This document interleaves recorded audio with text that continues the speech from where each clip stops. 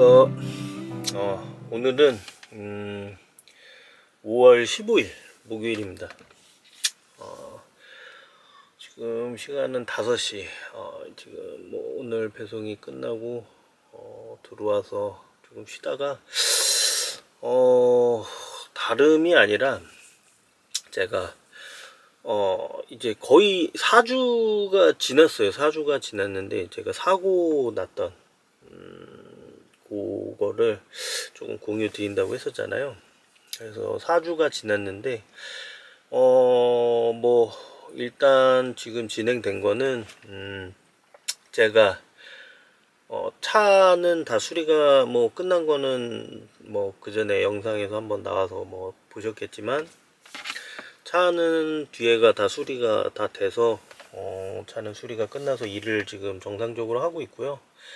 그리고 이제 그 사고 난 그거에 대해서 모르시는 분들을 위해서 뭐 다시 한번 설명을 드리자면, 아침에 제가 이제 화요일 날 오전 배송을 나가다가 앞차가 급정거를 해서 저도 진짜 이거는 진짜 나도 받겠다 하는 수준으로 급브레이크를 밟았는데 받겠구나 했는데 다행히 멈췄는데, 뒤에 차가 이제 딱 멈추고선 순간적으로 백밀러를 보는 순간 뒤에 차가 그냥 탁 박는 게 보이더라고요. 근데 충격이 상당히 컸어요. 그래서 뒤에 차가 박는 바람에 저도 앞에 차를 또 박게 돼서 가운데 이제 끼게 돼서 사고가 이제 발생을 하게 됐고, 그래서 이제 좀 이런저런 일들이 많았어요. 제가 저번 영상에서 말씀을 드렸지만 제 이 브레이크 등이 나갔어요. 저도 믿을 수가 없었는데 일단 브레이크 등이 나가서 뭐 하나가 나간 게 아니라 두 개가 다 나갔더라고요. 그래서 그쪽 블랙박스를 좀 저도 확인을 해봐야겠다. 내가 두 개가 나갔으면은 그거를 그냥 참 그걸 알고서는 그냥 다닐 사람은 없었겠죠. 근데 어쨌든 블랙박스를 확인해 보니까 진짜 두 개가 다 나갔더라고요. 그래서 뭐 어쨌든 제가 차를 또 관리를 잘 못한 그 잘못이 뭐 저도 이 책임이 있기 때문에 뒤에서 받쳤음에도 불구하고 이 100%가 아니라 20%이 저한테도 이 책임이 20%가 이제 전가가 됐어요. 뭐 어쨌든 제가 차를 뭐 적절하게 잘 관리하지 못한, 소홀하게 관리한 뭐 탓이겠죠.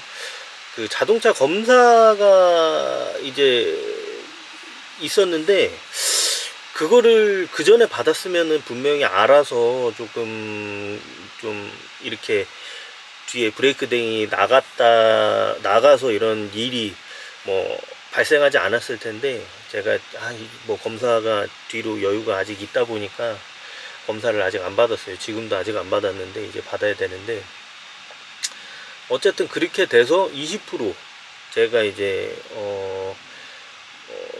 맨 뒤에 차가 80% 그리고 제가 20% 이렇게 이 과실이 잡혔어요. 과실이 잡혔고, 뭐 그 부분에 대해서는 뭐 저도 뭐 인정할 수밖에 없는 상황이고, 제가 차를 관리를 잘 못했기 때문에.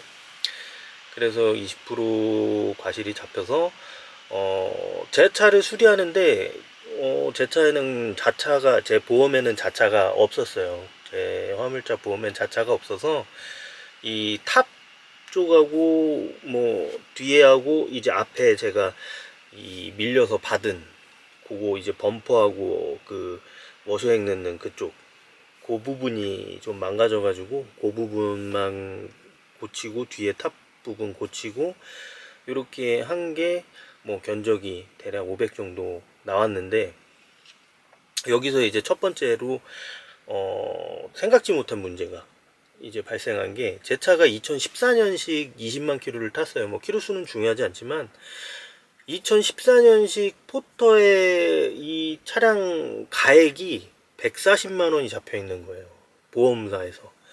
근데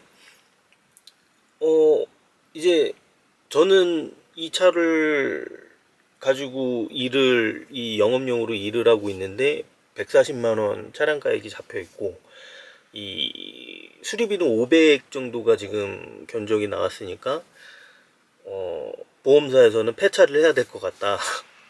이렇게 연락이 온 거예요. 황당하죠? 뭐 차량가액이 140만원이라고 하는데, 제가 인터넷을 그 엔카를 검색을 해봤어요. 제 2014년식의 뭐 키로수 저랑 비슷한 컨디션의 차를 찾아봤을 때는 적어도 600만원은 줘야 살 수 있더라고요. 근데 또 문제가, 저희가 이 차를 바꾸게 되면 이 디젤로는 이 배넘버가 허가가 안 나잖아요, 이제 더 이상. 그렇기 때문에 그 600만원으로 인정을 해주고도 제가 차를 뭐 돈을 오히려 더 보태서 사야 되는 그런 상황이 된 거예요. 근데 이제 이 영업용 차량은 그 차량가액을 조금 다시 산정을 해준다라고 얘기를 하더라고요. 그래서 그거를 이제 연락을 했어요. 연락을 그쪽 상대보험사 쪽인 연락을 했었나? 저희 보험에 연락을 했는지 상대보험이었는지 제가 정확히 기억이 안 나는데, 하여튼 보험사에 연락을 해서 차량가액이 이게 지금 영업용으로 쓰고 있는데 140만원은 아닌 것 같다 했더니, 안 그래도 그 본사에다가 재산정 해달라고 올려놓은 상태라고 하더라고요. 근데 여기서 이제 보험회사의 대처가 조금 아쉬웠던 게, 제가 이제 그러면은 얼마나 걸릴까요? 시간이 얼마나 걸릴까요? 그랬더니 뭐 하루 이틀 정도 걸릴 것 같다고 말씀을 하시더라고요, 보험사에서. 근데 저는 차가 빨리 수리가 들어가서 수리를 하고 나와야 이제 저도 제 차 가지고 정상적으로 업무를 하는데, 근데 이제 뭐 그 차를 맡긴 곳에서 대차를 해줘서 뭐 부득이 그 하얀 번호판이었지만 그걸로 일을 할 수밖에 없었어요. 그걸로 일을 할 수밖에 없었고, 이제 근데 어쨌든 그쪽에서 빨리 그 해줘야 이거를 뭐 폐차를 하던 뭐 차를 고치던 진행이 되는데, 뭐 그거를 또 하루 이틀 걸린다고 이렇게 말씀을 하시니까 답답하더라고요. 근데 이제 제가 뭐 생긴 건 이래도 막 나쁜 소리를 잘 못해요. 근데 이제 저희 와이프가 또 전화를 받아가지고 막 이제 뭐라고 했어요. 그랬더니 확인해 보겠다 하더니 1시간도 안 돼서 승인이 났다는 거예요. 그러니까 내가 그냥 좋게 얘기를 하고 그냥 알겠다 하고 끊고 기다렸으면 하루 이틀 걸렸을지도 모르는 일이에요. 근데 또 이 막 큰 소리 치고 닥달을 하고 화를 내고 하니까 1시간도 안 돼서 그렇게 결과가 나오는 걸 가지고, 그렇게 하니까 좀 보험사의 대응이 참 아쉽더라고요. 아쉽고, 저희 보통 사고 나면은 그 큰 소리 치고 그런 관행이 있잖아요. 근데 그럴 수밖에 없는 좀 구조인 것 같더라고요. 진짜 그냥 해주는 대로 뭐 기다리고 뭐 그냥 이렇게 하면은 나만 손해 보는 거예요. 그런 상황이더라고요. 그래서 일단은 그렇게 승인이 나서 차를 수리를 하게 됐고, 차 수리하는 금액에 제 차에 이제 자차가, 제 보험에 자차가 없기 때문에 20%를 500만 원이니까 20%, 그 20%를 이제 부담을 하게 된 거예요. 그러니까 100만 원이죠. 100만 원을 별도로 이제 제 사비로 뭐 부담을 해야 되는 그런 상황이었고, 그리고 또 보험회사에서 그렇게 지체되는 동안에 그냥 제 돈으로 미리 그냥 입금을 해드리고 수리를 바로 진행을 했었어요. 어쨌든 내가 이 차를 뭐 폐차하고 차를 바꿀 수 있는 그런 상황이 아니었기 때문에 굳이 내가 돈을 들여서 전기차나 LPG나 이런 걸로 바꿔야 될 상황은 아니었거든요. 차가 탑이 조금 많이 망가져 있긴 했었지만 이제 엔진이나 뭐 이런 쪽으로는 제가 정비를 많이 해놨어요. 뭐 체인도 갈고 뭐 ECU도 뭐가 잘못됐는지 ECU도 갈고 뭐 많이 갈았거든요.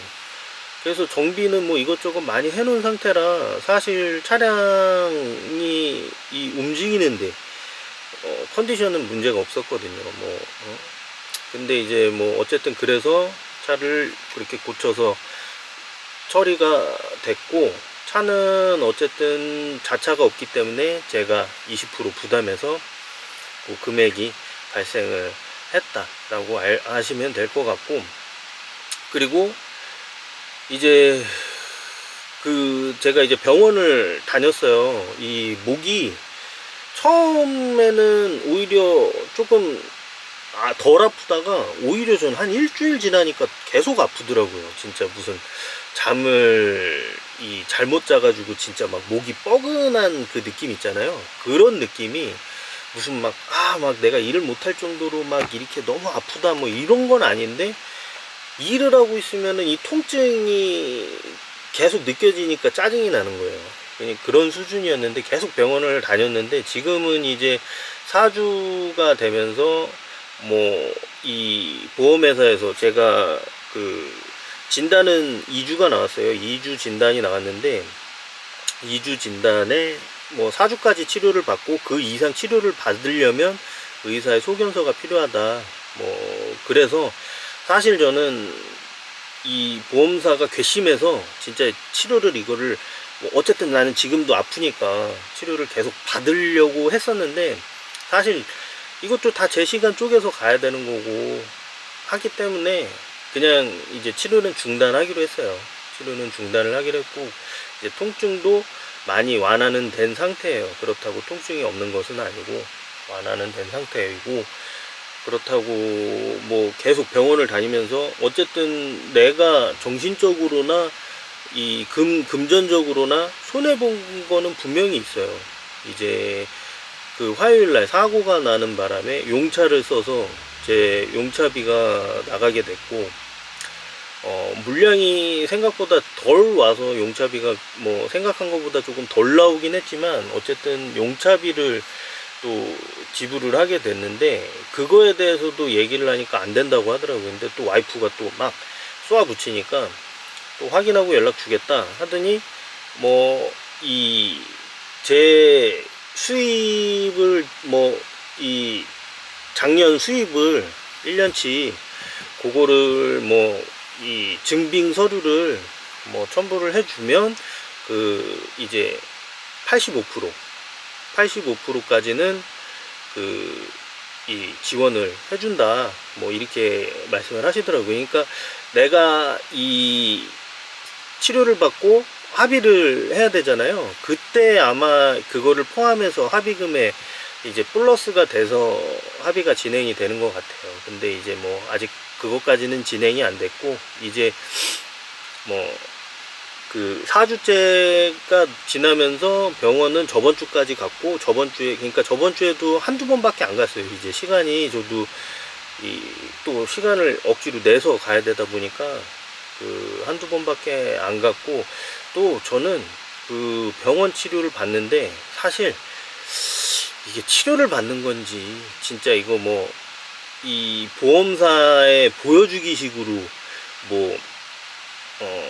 출석을 하는 건지 좀 약간 그런 느낌을 받아서, 내가 이게 지금 아픈데 이 아픈 거에 대한 치료를 적절하게 받고 있는 건가 뭐 이런 생각도 들더라고요. 그래서 좀 치료에 대한 효과가 없는 것 같기도 했고, 사실 약을 지어줬는데 모르겠어요. 그 약 때문에 그랬는지 모르겠는데, 약을 먹으니까 속이 너무 울렁거려 가지고 하루 이틀 정도 고생을 했어요. 그래서 약을 일절 안 먹었거든요. 그랬더니 이제 조금 어지럽고 속 안 좋은 게 괜찮아져서, 그래서 이 회복이 조금 더뎠는지 모르겠지만, 어쨌든 의사는 2주 진단을 했는데, 저는 솔직히 지금은 이제 많이 완화는 됐지만 4주가 지났는데도 이 통증이 있으니까 진짜 화가 나더라고요. 2주 진단인데 나는 4주가 지나도 아프고 있으니까.